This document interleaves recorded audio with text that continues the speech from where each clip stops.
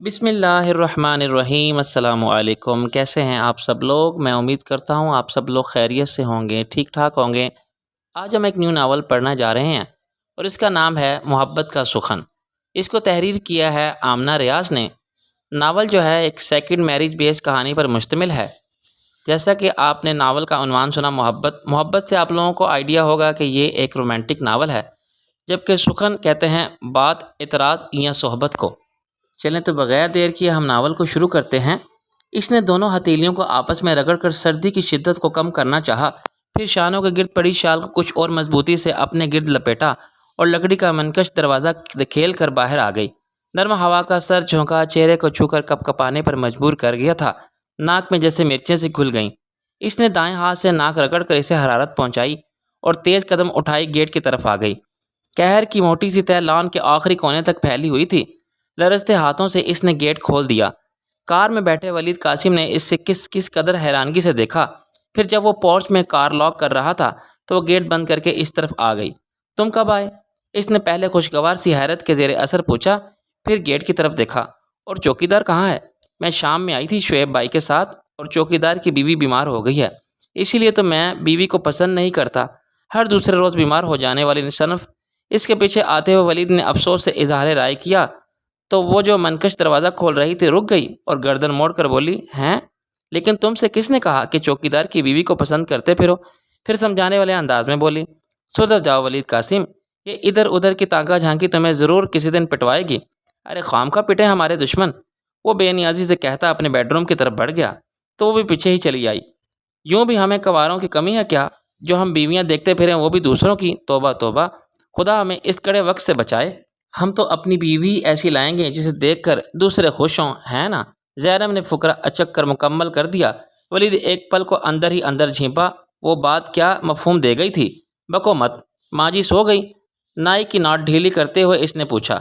ہاں سو گئیں، وہ بولی، ساتھ ہی بیڈ پر اچھالی جانے والی ٹائی کیچ کرتے ہوئے اسے خفکی سے گھورا تو وہ چڑھانے والے انداز میں ہنس دیا۔ کھانا لگا دو تمہارے لیے ولید؟ ولید نے ایک نظر اسے دیکھا، پھر کوٹ کی جیب سے والٹ اور موبائل نکال کر ٹیبل پر رکھ دیا۔ تم کھا چکی؟ ہاں، ماں جی کے ساتھ ہی کھا لیا تھا، اس نے سرسری بتایا، پھر بولی، چائنیز رائس بنائے ہیں ساتھ میں؟ ولید کے ہاتھ اٹھا کر روک دیا۔ اوف بس کرو یار، کہیں ایسا نہ ہو میں ندیدہ بن جاؤں، قسم سے پیٹ میں بالکل گنجائش نہیں ہے۔ پھر بولا، آج میں اپنی سیکرٹری کے ساتھ ڈنر پر گیا تھا۔ شرٹ کے کف کھولتے ہوئے اس نے بہت رازداری سے بتایا تو وہ سنجیدگی سے بولی، یہ تم اتنی بدذوق سیکرٹریز کیوں اپائنٹ کرتے ہو ولید؟ تاکہ میرے اچھے ذوق کی نشاندہی ہو سکے۔ ترت جواب آیا، ویسے میرے اسٹاف میں ایک سے بڑھ کر ایک حسین اور بازوق لڑکی ہے، تبھی تو سب کے سامنے اپنے باس پر جان چھڑکتی ہیں۔ اس نے فرضی کالر جھاڑے تو وہ مسکرا کر دروازے کی طرف بڑھ گئی۔ یہ خوش فہمی آپ کو لے ڈوبے گی حضرت۔ جی نہیں، حضرت کی کشتی میں سوراخ نہیں ہے۔ وہ ایک دم اس کے اور دروازے کے بیچ حائل ہو گیا۔ کافی بنا لاؤ، بیٹھ کر باتیں کریں گے، مجھے بھی ابھی نیند نہیں آ رہی۔ نیند تمہیں نہیں آ رہی مگر مجھے آ رہی ہے نا، کچن کا راستہ تمہیں معلوم ہے، لہٰذا اپنی مدد آپ کے تحت کام کرو۔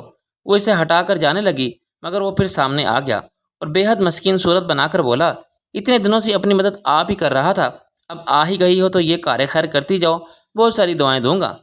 اس نے باقاعدہ ہاتھوں سے اشارہ کیا تو وہ ہنس دی، یہ دعائیں تم کل تک سنبھال رکھو، آج مجھے بہت نیند آ رہی ہے۔ ولید نے اس کی سیاہ بھور سی آنکھوں کو دیکھا، پھر منہ بسور کر ایک طرف ہو گیا، گویا جانے کی اجازت دے دی۔ زینب اس کے بچوں کے اس کے انداز پر بہت بے ساختہ ہنسی تھی، پھر اس کے بال منتشر کر کے باہر آ گئی۔ اپنے کمرے میں آتے ہی وہ لکھنے بیٹھ گئی تھی، آج مجھے وحید بہت یاد آ رہے ہیں، نہ جانے کیوں۔ ان کی رفاقت میں گزرا ہوا وہ ایک ماہ جو میرے ان 2 سالوں پر بھاری ہے، مجھے لمحہ بہ لمحہ یاد آ رہا ہے۔ پتہ نہیں انہیں دنیا سے جانے کی اتنی جلدی کیوں تھی، نہ تو انہوں نے ساتھ جینے کی قسم کھائی اور نہ ساتھ مرنے کا کوئی وعدہ۔ میرے ہاتھ تھمایا، تبھی تو شاید اکیلے ہی چلے گئے، ورنہ اس ایکسیڈنٹ میں کیا کم زخمی ہوئی تھی۔ آج جب شعیب بھائی مجھے یہاں چھوڑنے آ رہے تھے تو میں نے انہیں اپنی جاب کے متعلق بتا دیا۔ انہوں نے مجھے کچھ نہیں کہا، بس خاموش رہے، مگر میں جانتی ہوں کہ انہیں میرا یہ اقدام برا لگا ہے۔ ماں جی اور ولید بھی خفا ہوں گے مگر میں کیا کروں، آخر کب تک ان دونوں گھروں کے بیچ میں ڈولتی رہوں؟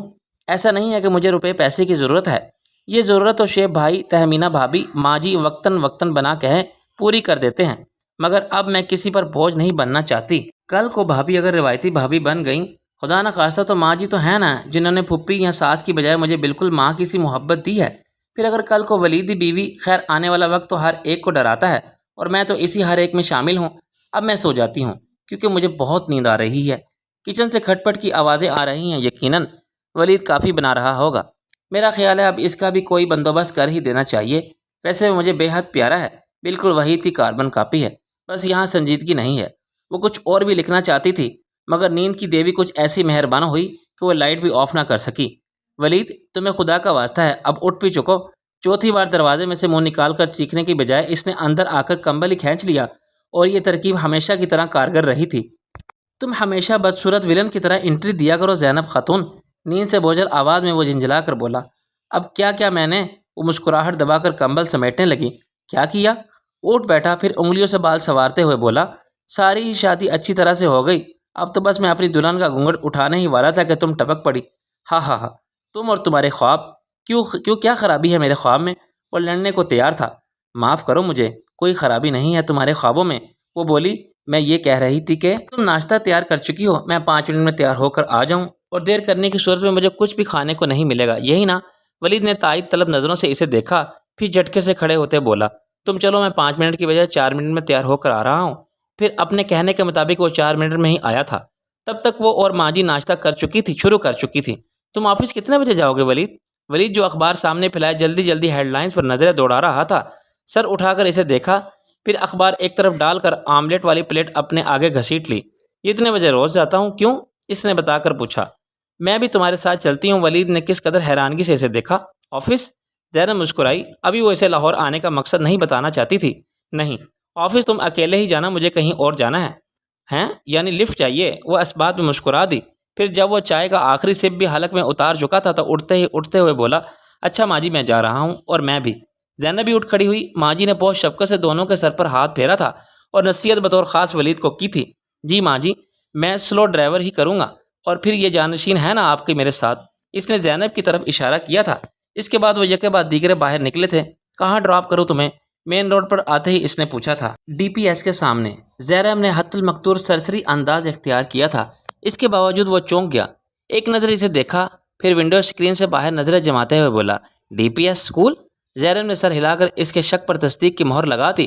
میری معلومات کے مطابق تم تو ہسٹری میں ماسٹرز کر چکی ہو، پھر یہ یک نرسری میں ایڈمیشن لینے کا خیال کیوں آیا تمہیں؟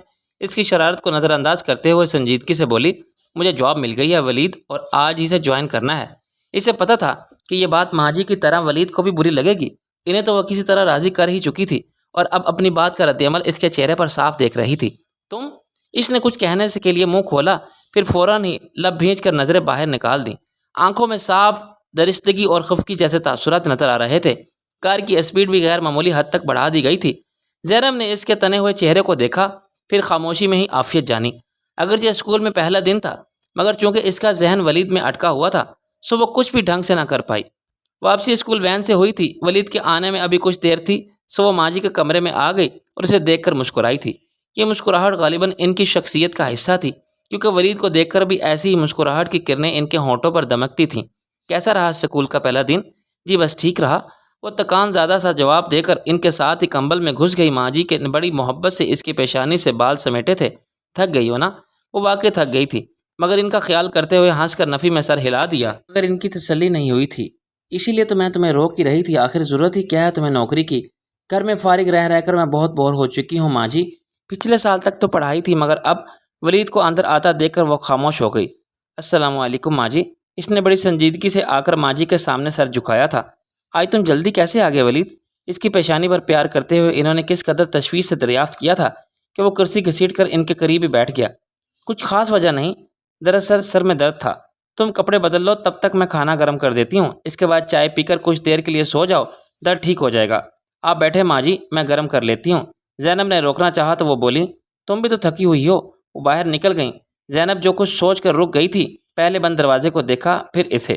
میں بھی تم سے بڑی ہوں، کبھی مجھے بھی سلام کر لیا کرو۔ ولید نے اسے خفکی سے گھورا تو وہ جو ہنس دیا جائے بیٹھی تھی، یکدم کھلکھلا کر ہنس پڑی۔ وہ اسے ہنستے دیکھتا رہا، پھر باہر جانے لگا تو وہ ایک دم اس کے سامنے آ گئی۔ خفا ہو؟ اگرچہ معلوم تھا، پھر بھی ڈور کا سرا کہیں سے تو پکڑنا ہی تھا۔ ولید نے جواب دینے کی بجائے سینے پر بازو باندھ کر اپنی گہری نظریں اس کے چہرے پر گاڑ دیں، جن میں خفگی بھی تھی، صاف تعصب بھی تھا۔ تم میری پوزیشن سمجھنے کی کوشش کرو ولید، میں نے اسے توقف کیا۔ میں گھر میں بیٹھتے بیٹھتے بور ہو جاتی ہوں۔ اس نے اپنی بے بسی کا اظہار یوں ہی مناسب سمجھا۔ वलीद इसे देखता रहा, फिर पिछले सहन की तरफ खुलने वाली खिड़की में जा रुका। बोरियत दूर करने के लिए और भी 100,000 तरीके हैं। इसने रुक कर एक ही पल में जैसे सारे हालात का जायज़ा लिया। उज़ैना को बहुत हद तक समझने लगा था, तभी बोला, बोर हो जाती हो तो मेरे साथ ऑफिस चलो। मुझे ये बात कतन पसंद नहीं है कि हमारे ख़ानदान की लड़कियां यूँ टके टके की नौकरियां करती फिरें। वो कतियत से बोला, टके टके की नौकरियां? इसे जैसे जुमले के इसे हिस्से पर एतराज़ था। वो लोग मुझे बहुत अच्छी पे दे रहे हैं वलीद। अच्छी पे? इसने वो दोहराया, फिर तन से बोला, कितनी दे रहे हैं? 3,000, 6,000 या इससे भी कुछ ज़्यादा? ज़ैनब झुंझला कर बेड पर बैठ गई। वो अपनी बात इसे समझा नहीं पा रही थी। वलीद ने इसे उलझन में देखा तो इसके सामने पंजों के बल बैठ गया। हमारा बिजनेसमैन ने और वहीद भाई ने मिलकर शुरू किया था ज़ैनब, लिहाजा तुम्हारा हक भी इतना ही है जितना कि मेरा। अब अगर तुम जॉब भी करना चाहती हो तो ऑफिस आ जाया करो। इसका एक फ़ायदा ये भी होगा कि तुम्हें तुम्हारी उल्टी सीधी सोचों से भी निजात मिल जाएगी। वो जैसे इसकी चोरी पकड़ते हुए मुस्कुराया। ज़ैनब की नज़रें गोद में रखे हाथों से नहीं हटी थीं। वलीद ने कुछ देर जवाब का इंतज़ार किया, फिर दायां हाथ इसके सर पर रख कर इसका सर दाएं बाएं हिला दिया। सुन रही हो या नहीं? सुन चुकी हूँ। इसने झुंझलाकर इसका हाथ झुटका। वलीद मुस्कुराया। तभी समझी हो क्या? समझ गई हूँ, वो तेज़ी से बोली। वलीद अपने घुटनों पर हथेलियों से बोझ डालकर उठ खड़ा हुआ। अच्छा बताओ क्या समझी हो? मुतबस्सम और शरीर लहजे में इसने दरियाफ्त किया। यही कि तुम बहुत बड़े हो गए हो और नसीहतें करने लगे हो। इसकी आंखों में झांकते हुए वो खुफकी से बोली थी। वलीद हंसता ही चला गया, फिर इसका हाथ पकड़कर इसे खड़ा कर दिया। हंसती रहा करो ज़ैनब, अच्छी लगती हो। वो अपनी प्यारी सी दोस्त को बहुत प्यार से देखते हुए बोला था। जाहिर है मैं अच्छी हूँ तो अच्छी ही लगूंगी ना। वो मुस्कुराहट दबाकर और एक शान बेनियाजी से कहकर बाहर निकल गई। वलीद वहीं खड़ा सोचता रहा, फिर मुस्कुरा दिया। इस रात वो अपनी डायरी में लिख रहा था, मुझे लफ्ज़ों से खेलना नहीं आता, सिर्फ इतना कहूँगा कि इसकी मुस्कान बहुत खूबसूरत है। शायद इस दिन भी वो मुस्कुरा रही थी जब पहली बार मेरे दिल ने इसे हासिल करने की तमन्ना की थी। शाम बड़ी उजली सी थी। गुज़श्ता दिनों के बरक्स आज कहर ने अपने पंख नहीं फैलाए थे। इसके बावजूद सर्दी बेहद कड़ाकेदार थी। माँ जी अब्दुल करीम को साथ लगाइए गंदम और खुश्क मेवाजात मिलाकर निशास्ता तैयार कर रही थी। इनके ख्याल में ये गांव की ख़ास सौगात थी जो इन्होंने अपनी दादी से सीखी थी। वो टीवी के सामने बैठी थी जिस पर कोई गीतों का प्रोग्राम चल रहा था। एक नज़र स्क्रीन पर डालती दूसरी हाथ में पकड़ी किताब पर और साथ ही साथ मूंगफली से लुत्फ़ अंदोज़ हुआ जा रहा था। वलीद अभी सोकर उठा था। सीढ़ियाँ उतरते इसे देखा तो वहीं इसके करीब आकर बैठ गया। अस्सलाम वालेकुम। आवाज़ में अभी भी नींद का असर था। वालेकुम अस्सलाम। ज़ैनब ने इसे देखा, फिर वालकला को। ये कोई वक्त है उठने का?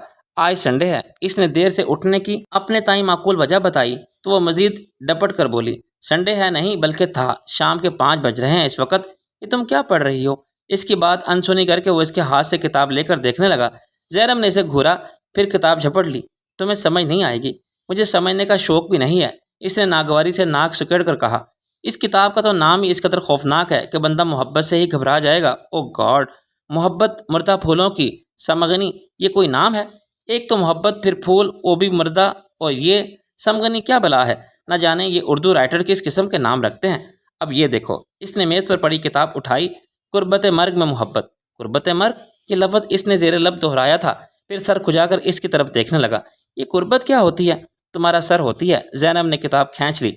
अब खुदा के वास्ते मेरे सर की शान में कसीदे ना पढ़ना, बस जल्दी से उठकर तैयार हो जाओ, ज़रा मार्केट तक जाना है। मैं नहीं जा रही। ज़ैनब ने खुफकी के इजहार के तौर पर चेहरे के आगे किताब खोल ली, मगर वलीद ने किताब छीन ली। ख्वाम का नहीं जा रही? बस अब मैं एक लफ्ज़ नहीं सुनूंगा, फ़ौरन से बिस्तर पे उठ जाओ। वो रौब से बोला और इस रौब में इस्तेहाक था। ज़ैनब को ना चाहते हुए भी उठना पड़ा। वलीद के दोस्त की शादी थी जिसके लिए इसे गिफ्ट लेना था, तभी चॉइस के लिए इसे ले आया था। गिफ्ट खरीद कर वो इसके नाना के बावजूद मार्केट से मुंसलिक छोटे से रेस्टोरेंट में सूप पिलवाने ले आया था। मेन्यू कार्ड पर नज़र दौड़ाने से पहले ही वो अपना फेवरेट सूप ऑर्डर करके बैठ गया। फिर निगाह न जाने कहाँ गई, तो मैं अभी आया कहकर कुछ फासले पर मौजूद टेबल की तरफ चला गया। वापसी एक बेहद खूबसूरत लड़की के साथ हुई थी। ज़ैनब, ये फ़ातीन है। वलीद ने तारुफ करवाया तो ज़ैनब ने मुस्कुराकर इसकी तरफ हाथ बढ़ा दिया। वो लड़की खूबसूरत होने के साथ ही खुश इखलाक, खुश इम्तियाज़ भी थी। ज़ैनब को अंदाज़ा हुआ कि वो और वलीद आपस में काफ़ी फ्रैंक हैं। अच्छा भाई, मैं तो अब चलती हूँ। कुछ देर बाद वो उठ खड़ी हुई। ज़ैनब ने साथ सूप पीने की दावत दी तो वो बोली, ड्यू रहा, अभी तो मैं अपने कज़न के साथ आई हूँ। अभी अभी वो वहाँ तनहा बैठा मुझे गालियाँ दे रहा होगा, इसे भी यहीं बुला लेते हैं। वलीद कहने के साथ ही उठकर चला भी गया था। फ़ातीन इसे से इधर उधर की बातें करती रही। वापसी तक ज़ैनब के जहन में एक सवाल खतबत मचाता रहा। तभी वलीद ने गाड़ी फर्स्ट गियर में डाली तो बोली, بہت اچھی لڑکی ہے فاتین، ہے نا؟ ہم اچھے تو ہمارے فرینڈس بھی اچھے۔ اس نے فرضی کالر جھاڑے زینب کے ایک چپت اس کے شانے پر رسید کی تھی تو وہ ہنسنے لگا۔ بات سنو میری ولید، ماں جی اب تمہاری شادی کر دینا چاہتی ہیں۔ ہاں تو ضرور کریں، میں نے کب منع کیا ہے؟ وہ مسکراہٹ دبا کر بولا۔ زینب پرجوش انداز میں اس کی طرف گھوم گئی۔ کوئی لڑکی ہے نظر میں؟ صرف ایک بھائی، بہت ساری ہیں۔ آنکھوں میں شرارت ہمکنے لگی تھی۔ زینب کا جوش صابن کے جھاگ کی طرح بیٹھ گیا۔ سنجیدہ ہو جاؤ ولید، ماں جی واقعی بہو لانا چاہ رہی ہیں۔ یار میں 100% سنجیدہ ہوں، ماں جی کا حکم تو کریں، میں ان کے قدموں میں آج ہی بہوؤں کا ڈھیر لگا دوں گا۔ مجھے ٹالنے کی کوشش مت کرو، سچ سچ بتاؤ فاتین ہے نا وہ؟ کیا غضب کر رہی ہو زینب، وہ صرف میری دوست ہے۔ دوستی ہی محبت کی طرف پہلا قدم ہوتا ہے۔ ولید نے یکدم گردن موڑ کر اسے دیکھا۔ اب کیا تکلیف ہے؟ وہ چڑ گئی تھی۔ کچھ نہیں۔ ولید نے نفی میں گردن ہلا کر نظریں واپس باہر ٹکا دیں۔ زینب تک کر باہر دیکھنے لگی اور ناراضگی کے اظہار کے طور پر وہ باقی کا تمام راستہ خاموش رہی تھی۔ ولید خود ہی بولتا رہا اور اس کی خاموشی پر فکر کستا رہا، مگر وہ خاموش رہی۔ گھر پہنچ کر وہ بغیر کچھ کہے فوراً کار سے اتر جانا چاہتی تھی، مگر ولید نے پکارا تو وہ رک گئی۔ البتہ نہ کچھ کہا نہ پلٹی۔ وہ مجھے تم سے کچھ کہنا ہے زینب۔ اسٹیئرنگ پر دونوں ہتھیلیاں جمائے ونڈو اسکرین سے باہر پورچ کے فرش پر کسی ان دیکھے ذرے کو کھوجتے ہوئے وہ سنجیدگی سے بولا تھا۔ زینب ایک پل کو ٹھٹکی، پھر اس بات کو اپنی پہلے گفتگو سے اخذ کرتے ہوئے مسکراہٹ دباتے ہوئے اس کی طرف گھوم گئی۔ کہو۔ چہرے پر اس وقت حد درجہ سنجیدگی تھی۔ ولید نے گردن موڑ کر اس کی صورت دیکھی، پھر جھجکے ہوئے انداز میں بولا، تم خفا تو نہیں ہوگی؟ نہیں، تم کہو۔ اچھا رہنے دو۔ وہ اپنی جانب کا دروازہ کھول رہا تھا، زینب نے ایک دم اس کا بازو پکڑ لیا۔ نہیں، مجھے بتاؤ۔ ساری سنجیدگی ہوا ہو گئی تھی، اب وہاں فقط تجسس ہی تجسس تھا۔ ولید نے ایک نظر اس پر ڈالی۔ تم خفا ہو جاؤ گی زینب، وہ بے بسی کے سے انداز میں اسے تنبیہ کر رہا تھا۔ وہ ایک دم بولی، نہیں میں خفا نہیں ہوں گی، تم کہو۔ وہ میں یہ کہنا چاہتا ہوں کہ اس نے توقف کیا۔ زینب کا تجسس انتہا کو چھونے لگا کہ تم ڈل کلر مت پہننا کرو، بھوتنی لگتی ہو۔ اپنا جملہ مکمل کرتے ہی وہ منہ پھاڑ کے ہنسنے لگا تھا۔ زینب کے اعصاب ایک پل کو ڈھیلے پڑ کر تن گئے تھے۔ اسے اس قدر احمقانہ بات کی توقع نہ تھی۔ ذہن میں تو اس کی شادی گم رہی تھی، لہٰذا ایک جھٹکے سے اس کا بازو چھوڑ کر اتر گئی۔ ولید نے روکا بھی نہیں کیونکہ وہ ہنسنے میں مصروف تھا۔ چمکدار دھوپ کی حدت جسم کو بہت بھلی لگ رہی تھی۔ بیرونی دیوار سے لپٹی بوگن ویلیا بھی بڑی خوش نظر آ رہی تھی۔ دھوبن چڑیا کے ساتھ مل کر قمریوں نے ایک اور ادھم مچا رکھا تھا۔ زمرد سبزہ نکھر کر عجب ہی چھپ دکھلا رہا تھا، اور ایسے میں لان کے بیچوں بیچ کین کی سفید کرسیوں پر برا جمع ولید قاسم کینوؤں کے شغل فرماتے ہوئے بہت سنجیدگی سے کسی موضوع پر گفتگو کر رہا تھا۔ زینب کے ساتھ عبد الکریم کو آتا دیکھ کے اس نے موضوع بدل دیا۔ عبد الکریم غیر معمولی طور پر چپ تھا، بلکہ سنجیدگی سے منہ پھیلائے ہوئے تھا۔ تمہیں کیا ہوا؟ ماں جی نے پوچھا۔ وہ ٹرے ٹیبل پر پٹکے سے انداز میں رکھ کر سیدھا ہوا، پھر اور دونوں بازو کمر پر رکھ کر ایک خفگی بھری نگاہ زینب پر ڈالی۔ یار عبدل، یہ گھوریاں بعد میں ڈال لینا، پہلے مجھے بتاؤ کدو جیسی شکل کیوں بنا رکھی ہے؟ آپ کو پتہ ہے سر جی، یہ باجی کل جا کر رہی تھی اپنے پائی جان کے گھر۔ پوچھے ماں جی کیوں جا رہی ہیں اتنی جلدی؟ شکایتی سے انداز میں وہ ماں جی کی طرف گھوم گیا۔ میرا جانا ضروری ہے عبدل، اور پورے 3 دن میں یہیں تو ہے۔ زینب نے نرمی سے اسے سمجھایا۔ 15-16 سال کا یہ لڑکا ماں جی نے جس وقتی کام کاج کے لیے رکھا ہوا ہے، تو 10 سال کی عمر میں وہ اس گھر میں بھی آیا تھا۔ اب تک بہت گھل مل گیا تھا۔ زینب کے سمجھانے کے باوجود وہ ہنوز خفا شکل بنائے اندر کی طرف چلا گیا تو ماں جی بولیں، ایک تو پہلے اتنے دنوں بعد آتی ہو، پھر جانے کی بہت جلدی ہوتی ہے۔ کتنی بار کہا ہے میرے ہی پاس رہو، مگر تم سنتی ہی نہیں ہو۔ میرا دل نہیں لگتا زینب، میرا بھی۔ کسی کے دل میں گونج ابھر کر لبوں پر خفیف سا تبسم بکھیر گئی تھی۔ زینب نے بڑے پیار سے ماں جی کے گلے میں بازو حمائل کر دیے۔ پکا وعدہ؟ اگلی بار آؤں گی تو آپ کے پاس بہت دن رہوں گی، ابھی میرا جانا ضروری ہے۔ وہاں سائیوال میں تہمینہ بھابھی میرے بغیر تنہا ہو جاتی ہیں اور اب کل سے بخار میں پھٹک رہی ہیں۔ تبھی شعیب بھائی نے مجھے فون کیا ہے، کہتی تو تم بھی ٹھیک ہو، تنہائی بڑا عذاب ہے، اور بڑھاپے میں تو ویسے بھی گھٹنے صدیاں بن جاتے ہیں۔ یہ تو ولید سارا دن آفس میں ہوتا ہے، شام میں دوستوں کے ساتھ نکل جاتا ہے، خالی گھر مجھے تو کاٹ کھانے کو دوڑتا ہے۔ اداس مت ہو ماں جی، آپ کہہ رہی تھی نا کہ ولید کی شادی ہو جانی چاہیے، تو یہ بہت مناسب وقت ہے اس کی شادی کے لیے۔ اس کے بعد آپ 1 درجن بچوں کی دادی بن جائیں گی، ساری تنہائی ختم ہو جائے گی۔ کیوں ولید؟ وہ ان کی افسردگی ختم کرنے کے خیال سے بولی تھی، ساتھ ہی اسے بھی شامل گفتگو کیا تھا۔ ارے صرف 1 درجن ہی کیوں، میں تو 2 درجن کا ارادہ کیے بیٹھا ہوں۔ شرم کرو، ماں کے سامنے اس قسم کی بات کرتے ہو، حیا نہیں آتی تم کو؟ انہوں نے ڈپٹا تو وہ کرسی ان کے کچھ اور قریب گھسیٹ لایا۔ میں تو صرف آپ کی وجہ سے کہہ رہا تھا، ورنہ مجھے تو 8 درجن بھی کافی رہیں گے۔ اس کا اندازہ ابھی شریر سا تھا، تم بچوں کو ہم ماں باپ کی خوشیاں کا احساس ہوتا ہی کب ہے؟ ارے وہ احتجاج کرنا چاہتا تھا۔ ایک وہ حیدر ہے، ایسا بیوی اور بیٹی بیٹا کے ساتھ جا کر دبئی بسا کہ ماں کو ہی بھول گیا۔ اتنا نہیں ہوتا کہ کبھی سال 2 سال بعد آ کر بوڑھی ماں کی صورت دکھا جائے۔ مرحوم باپ کی قبر پر تو 2 حرف فاتحہ کی پڑھ دے۔ وہ قصے بیچ در بیچ کھولتی ہی جا رہی تھی۔ ابھی مزید ارادہ تھا، مگر عبدل نے ان کی نند کے فون کی بابت خبر دی تو وہ اندر چلی گئیں۔ تو وہ افسردگی سے بولی، دیکھا ماں جی کتنی تنہائی محسوس کرنے لگی ہے؟ ہاں دیکھا۔ تم واقعی شادی کر لو ولید، بہو کے آنے سے کم ماں جی کی تنہائی دور ہوگی۔ اچھا، زینب نے تھوڑا الجھ کے اسے دیکھا۔ تم واپس کب جا رہی ہو؟ اس نے پوچھا تھا کل شام کو۔ شعیب بھائی آ رہے ہیں لینے؟ ہاں۔ وہ کچھ پل خاموش رہا، پھر بولا، تمہیں پتہ ہے ابھی ماں جی کو مجھ کہہ رہی تھی کہ ہماری زینب عام لڑکیوں جیسی بالکل بھی نہیں ہے نا؟ بھلا اس بات کا کیا مطلب؟ مطلب یہ کہ تم میں عام لڑکیوں والے گٹس تو سرے سے ہیں ہی نہیں۔ سب لڑکیاں کتنی ہنس مکھ ہوتی ہیں، ہر دم ہنستی مسکراتی شرارتیں کرتی ہوئی، جبکہ تم، اس نے ناگواری سے ناک سکیڑی، ہر وقت ہی سڑی بسی شکل لیے گھومتی رہی ہو۔ ہنستی بھی ہو تو یوں گویا ہنسی ادھار لے کر رکھی ہو، جیسے سینت سینت کر استعمال کرنا فرض ہو۔ زینب خاموشی سے اسے سنتی رہی۔ خیر، سڑی بسی شکل تو نہیں ہے میری، اور ہنستی بھی میں خوب ہوں۔ جہاں تک عام لڑکیوں والی بات ہے تو وہ مہینے بعد پورے 26 برس کی ہو جاؤں گی، اور اس عمر میں لڑکیاں ایسی ہی ہوتی ہیں، یعنی سنجیدہ اور سوبر۔ اس نے آخری 2 لفظوں پر زور دیا تو ولید بولا، اچھا جی، سنجیدہ اور سوبر؟ پھر کندھے اچکا کر بولا، ہمیں تو یوں بھی اس وادیوں والے اسٹائل میں اچھی لگتی ہو، یعنی سنجیدہ اور سوبر۔ اس نے بھی آخری 2 لفظوں پر ہی زور دیا تھا۔ زینب کا کہکہ بڑا بے ساختہ تھا۔ تعریف کا یہ انداز کوئی نیا تو نہ تھا۔ اس نے ہنستے ہوئے ولید کے بال منتشر کرنا چاہے تو ولید نے اس کا ہاتھ پکڑ کر ہتھیلی اپنے سامنے کھول لی اور کتنی ہی دیر تک دیکھتا رہا۔ کیا دیکھ رہے ہو؟ زینب نے اپنی نگاہیں ہتھیلی پر جمائیں۔ دیکھ رہا ہوں کہ اس ہاتھ کی لکیروں میں میرا نام بھی ہے یا نہیں، وہ سنجیدگی سے بولا، مگر آنکھیں شرارت سے لبریز تھی۔ تو پھر مل گیا اپنا نام؟ وہ بھی شرارت سے گویا ہوئی۔ ہاں مل گیا۔ ولید نے اس کا ہاتھ دونوں ہتھیلیوں میں جکڑ کر نگاہیں اس کے چہرے پر ٹکا دیں اور بولا، زینب مجھ سے شادی کرو گی؟ ایک پل، اور اس ایک پل میں آسمان پر موجود ستارے یکے بعد دیگرے ٹوٹنے لگے۔ زینب گنگ سی اس کی صورت تکے گئی۔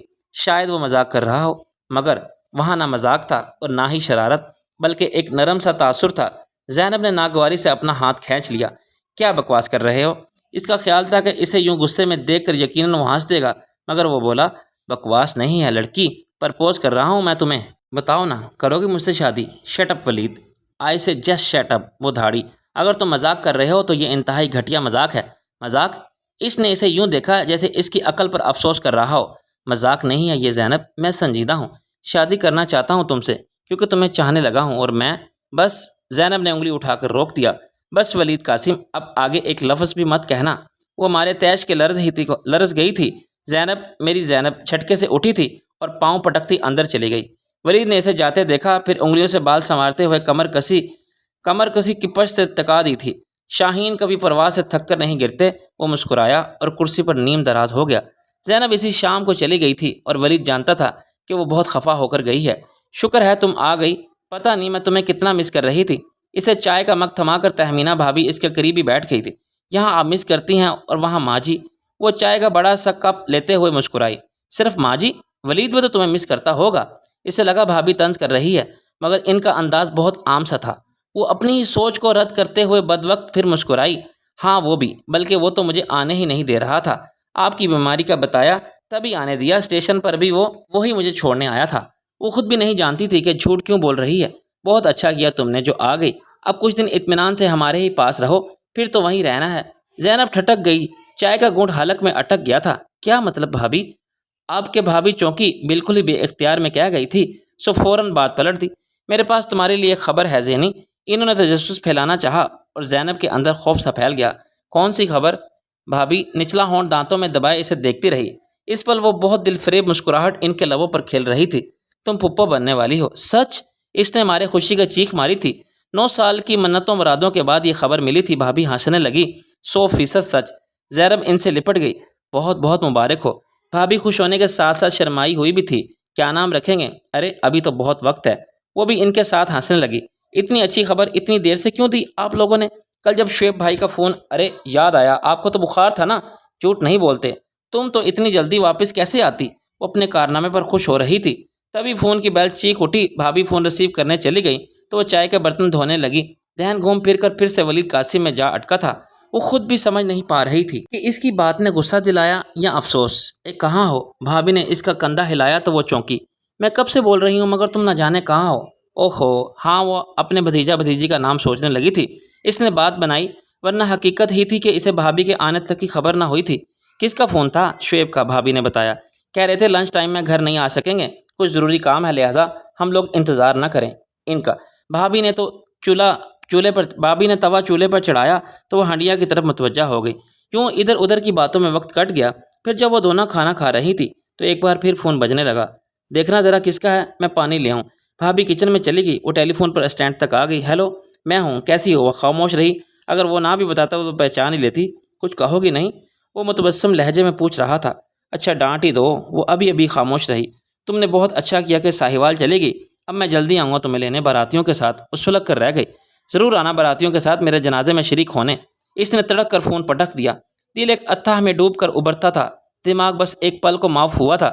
اس نے سر کو جھٹکا دیا۔ کس کا فون تھا؟ اسے آتا دیکھ کر بھابھی نے پوچھا۔ ولید کا۔ وہ بیٹھ کے اسے لگا بھابھی سن کر مسکرائی ہے، اور یہ وہم نہیں تھا، وہ واقع مسکرا رہی تھی۔ زینی، کیا خیال ہے تمہارا ولید کے بارے میں؟ بھابھی کا کھوجتا ہوا انداز اس کے سینے میں انہی کی طرح پیوست ہوا تھا۔ کیا مطلب؟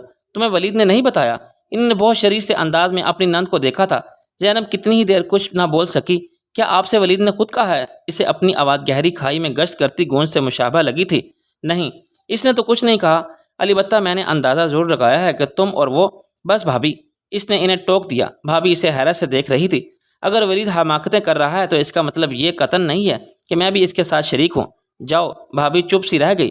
اس کے لہجے کی قطعیت نے اسے کچھ سوچنے پر مجبور کیا تھا۔ لیکن زینی، اگر ایسا بھی ہو جاتا ہے تو اس میں کیا حرج ہے؟ وہ تمہارا کزن ہے، وہ میرا دیور ہے۔ وہ زور دے کر بولی۔ بہرحال میں ایسا کچھ نہیں چاہتی، نہ آج اور نہ کل، اور پلیز بھابھی، اس کے لیے آپ کو میرا ساتھ دینا ہوگا۔ اس نے ان کا ہاتھ تھام لیا۔ اپنے اٹل فیصلے کے باوجود کوئی بات اسے اندر ہی اندر ہلائے دے رہی تھی۔ بھابھی نے اس کے چہرے پر گردش کرتے سائے کو دیکھا۔ پریشان ہونے کی ضرورت نہیں ہے، تمہاری مرضی کے بغیر تو کچھ بھی نہیں ہوگا۔ اس نے سر ہلا دیا۔ البتہ سکون نہیں ہوا، وہ سوچ رہی تھی۔ بھابھی نے اندازہ لگایا ہے، اس سے پہلے کہ کوئی اور بھی لگائے مجھے کچھ کرنا ہوگا۔ ولید کو اس کی حماقت کا احساس دلانا ہوگا، اور یہی بات اسے واپس لاہور کھینچ لائی تھی۔ وہ بہت نارمل سے انداز میں اس سے ملی تھی۔ ولید کا انداز بھی بالکل ویسا ہی تھا جیسا کہ اس سے قبل ہوا کرتا تھا۔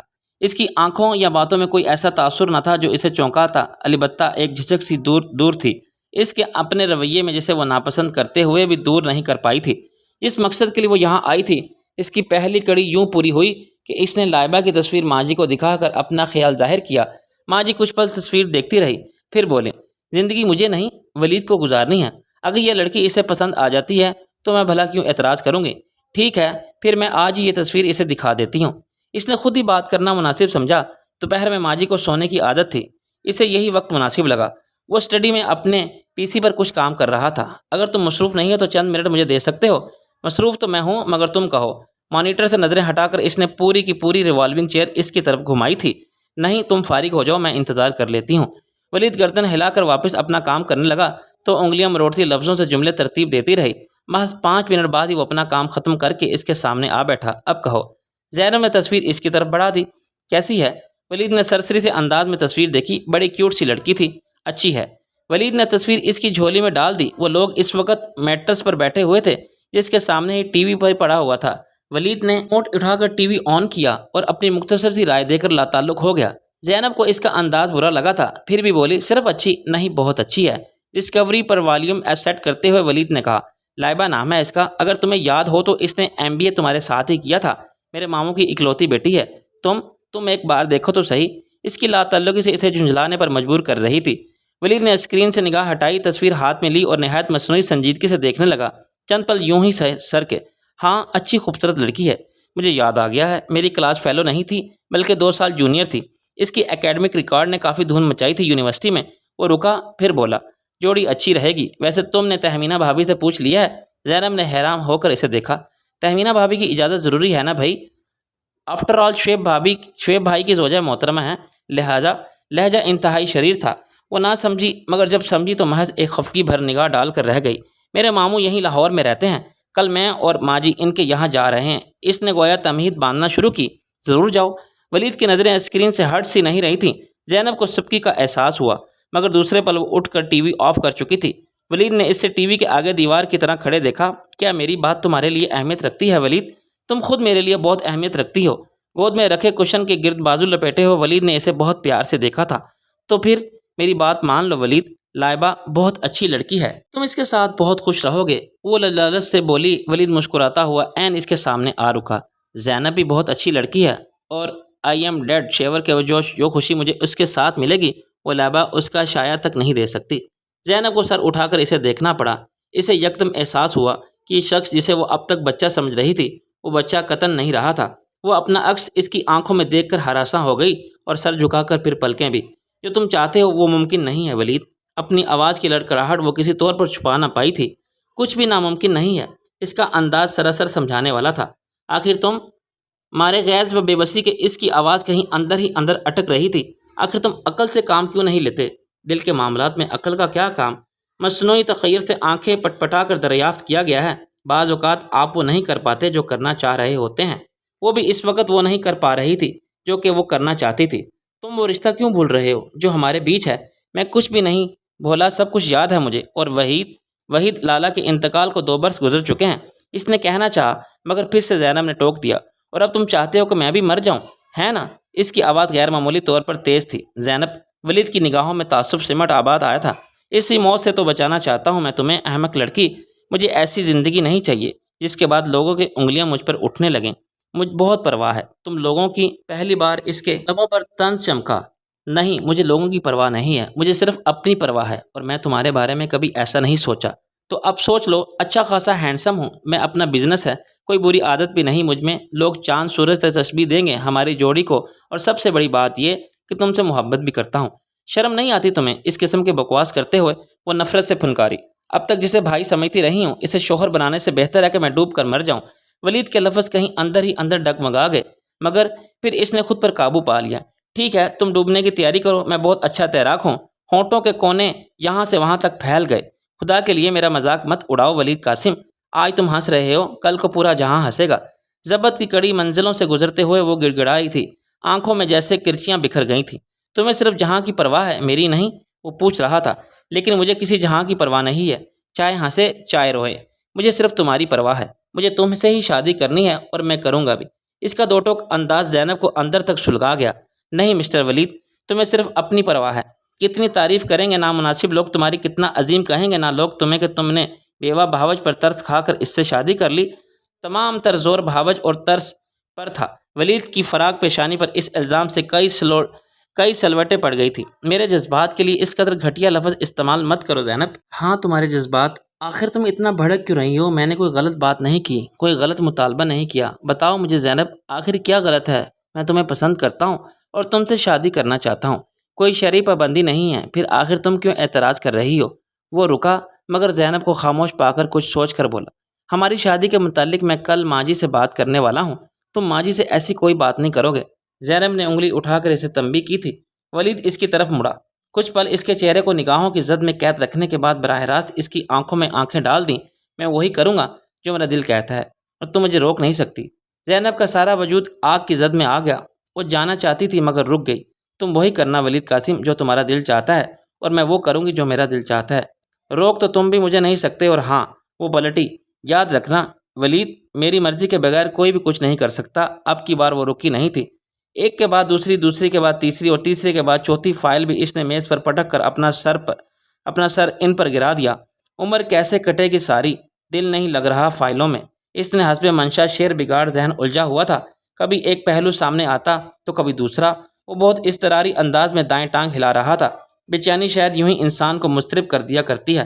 اس نے دروازے کھلنے کی آواز سنی، پھر انگلی کی پور سے اسے بجایا گیا تھا۔ اس نے تھکے تھکے سے انداز میں سر اٹھایا۔ ہائے فاتین، ہائے پرنس۔ وہ اندر آ گئی تھی، پھر اس کی شکل دیکھ کر جو ہنسنا شروع کیا تو کتنی ہی دیر ہنستی ہی چلی گئی۔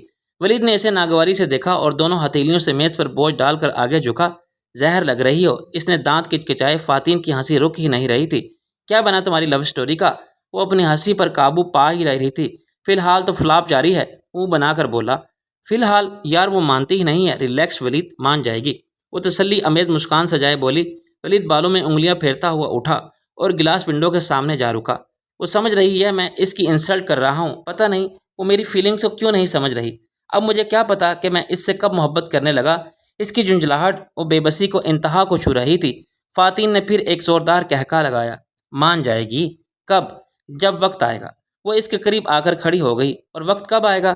وہ مڑا اور شانہ گلاس سے ٹکا کر سینے پر بازو باندھ لیے۔ مجھے کیا پتا؟ وہ سر کھجا کر رہ گئی۔ فاتین کتنی ہی دیر گلاس کے اس طرف نظر آتے نیلے آسمان پر نظریں ٹکانے کے بعد وہ بولا۔ فاتین استجابیہ نظروں سے اسے دیکھنے لگی۔ میں واقعی نہیں جانتا کہ کب اس سے محبت کرنے لگا۔ اس نے کئی بار کہا ہوگا۔ فکرہ دہرایا تو وہ تپ گئی۔ ہاں، محبت نہ ہوگی تو تماشا ہی ہو گیا۔ شٹ اپ یار، میری محبت کو تماشا مت کہو۔ وہ برا مان گیا تھا۔ میں جانتا ہوں وہ مان جائے گی، اور نہ بھی مانے تو کیا فرق پڑتا ہے۔ شادی تو میں پھر بھی اسی سے کروں گا۔ وہ اپنی جون میں لوٹ آیا تھا۔ فاتین نے بڑھ کر اس کے شانے پر ہاتھ رکھ دیا۔ اگر تم کہو تو میں زینب سے بات کروں؟ ارے نہیں، یہ بات اسے اور بھی بری لگے گی۔ وہ دونوں ایک پل کو خاموش ہو گئے۔ اف، تم تو بالکل بھی اچھے میزبان نہیں ہو ولید۔ کم سے کم کافی ہی پلوا دو۔ گھنٹہ بھر سے زینب نامہ کھولے لے بیٹھے ہو۔ ارے واہ، میرا زینب نامہ؟ 2 منٹ برداشت نہیں ہوتا تم سے، اور جو خود ہر وقت احمد نامہ کھولے رہتی ہو۔ اس نے 2 بدو تانا دیا تو وہ ایک دم بولی۔ تانا مت دو، کافی کے ساتھ پڑا کھلواؤ۔ کس خوشی میں؟ اپنی متوقع شادی کی خوشی میں، اور وہ بھی زینب کے ساتھ۔ اوکے۔ وہ فوراً راضی ہو گیا۔ میک ڈونلڈ چلتے ہیں کہہ کر فون پر سیکرٹری کو ضروری ہدایت دینے لگا۔ پھر ریسیور رکھ کر بولا، ویسے ایک بات ہے تینا۔ کیا؟ تم بھی اچھی خاصی ہو۔ حیرت ہے کہ وہ مجھے تمہارا خیال کیوں نہیں آیا۔ وہ تبسم شریر لہجے میں وہ حیرت کا اظہار کر رہا تھا۔ فاتین نے گھور کر دیکھا، پھر مصنوعی آہ بھر کر بولی، ہائے اس زود پشیماں کا پشیماں ہونا۔ اب چلو۔ وہ دونوں ہنستے ہوئے باہر نکلے تھے۔ واپس آیا تو ماں جی تخت پر بیٹھی سبزی بنا رہی تھی۔ کہاں تھے؟ اب تک میں کب سے تمہارا انتظار کر رہی ہوں۔ جی ذرا فاتین کے ساتھ چلا گیا تھا۔ وہ مختصر بتا کر ان کے قریب ہی بیٹھ گیا۔ تاریخ طے ہوئی ہے اس کی شادی کی؟ انہوں نے پوچھا تو وہ اٹھتے ہوئے بولا، کوئی بھی نہیں، کیونکہ اس کا منگیتر 4 ماہ کے لیے پیرس چلا گیا ہے۔ اس کی واپسی پر ہی شادی ہوگی۔ بتا کر وہ ادھر ادھر دیکھنے لگا۔ پھر سارا گھر چھان مارا، لیکن وہ کہیں نہیں تھی۔ واپس ماں جی کے پاس آیا تو وہ مسکرا کر بولی، زینب واپس لاہور چلی گئی ہیں؟ وہ حجل سا ہو کر ان کے قریب ہی بیٹھ گیا۔ میں یہ تو نہیں پوچھ رہا۔ اچھا تو پھر کیا پوچھ رہے ہو؟ ان کا انداز ایسا تھا جیسے کسی چھوٹے سے بچے کی چوری پکڑ رہی ہو، اور ان بچہ صاحب ذرا سی ڈھیل پا کر فوراً پھیل گئے تھے۔ آپ نے شعیب بھائی سے بات کی؟ قریب پڑی پانی کی بوتل منہ سے لگاتے ہوئے اس نے پوچھا۔ عقل تمہیں اب بھی نہیں آئی؟ 1000 بار کہا ہے گلاس میں ڈال کر آرام سے پیا کرو، مگر مجال ہے کہ تمہارے کان پر جوں رینگ جائے۔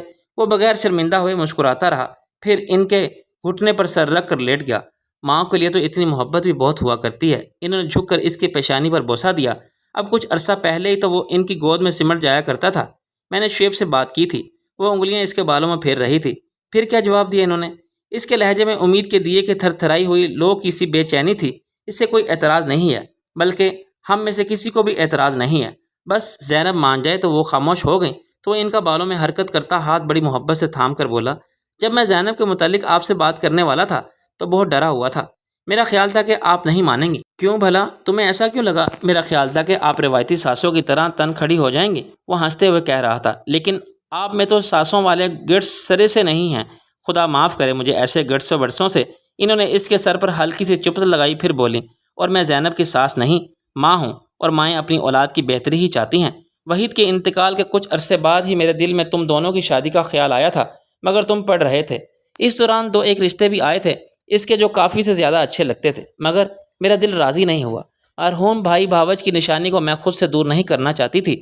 آپ اتنے عرصے سے سبھی کچھ سوچنے بیٹھتی ہیں۔